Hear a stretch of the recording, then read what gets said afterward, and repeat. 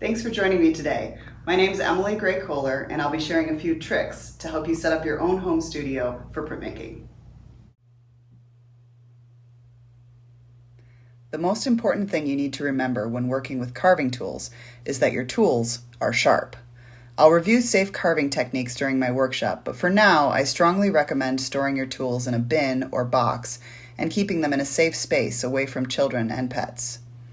As we printmakers say, ink is contagious. Make sure your ink is stored in its container somewhere it won't spill, leak, or rub off onto other supplies.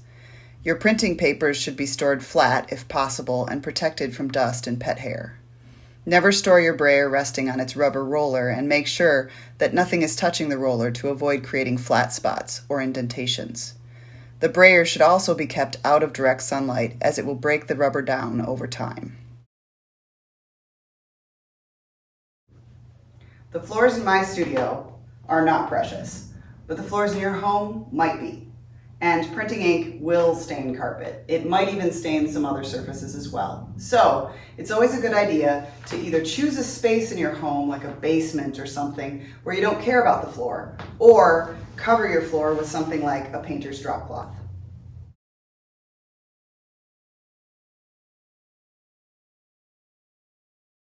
You'll want to choose a table for your workspace that is nice and sturdy, but if possible is also one that you don't really care if it gets some ink on it or some nicks in it. But I realize that not everybody has that in their home. So if you don't have a table that fits that bill, you'll want to protect it. One way to protect it from carving is by using a little bit of anti-slip mat, like you put under a rug, and put a piece of masonite over it. That'll keep the masonite from moving around while you're working on it, and it'll also protect your table in case you slip while you're carving. Another option to protect your table is to tape down some cardboard to your work surface. Make sure you use painter's tape so it doesn't damage your tabletop. If the room you've chosen does not have sufficient lighting, I recommend finding a suitable lamp to illuminate your workspace. To protect your table during the printing process, I suggest using a plastic tablecloth or heavy craft paper taped or clipped to the table. For printing, you will want to set up 2 stations, one for inking and a clean area nearby for printing.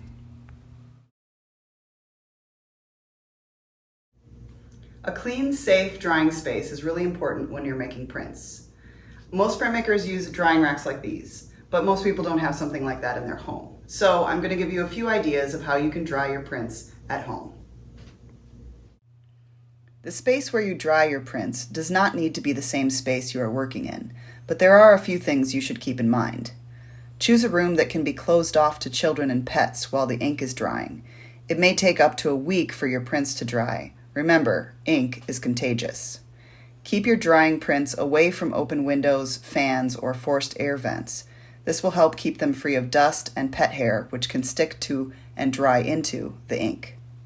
Your prints can be laid out on a table to dry, but they are more likely to catch dust and hair that way. A better way to dry prints is to hang strings along a wall and simply clip the prints to the string. In this example, I've stapled strings up to a corkboard in my studio. This is a great way to dry cards as well, by hanging them over the string. If you don't mind pinholes in your prints, you can tack them directly to a corkboard.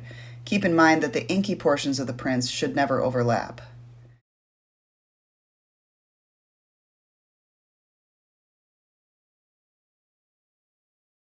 To keep the edges of your prints blemish-free, you can also use small bulldog clips to hang them from push pins.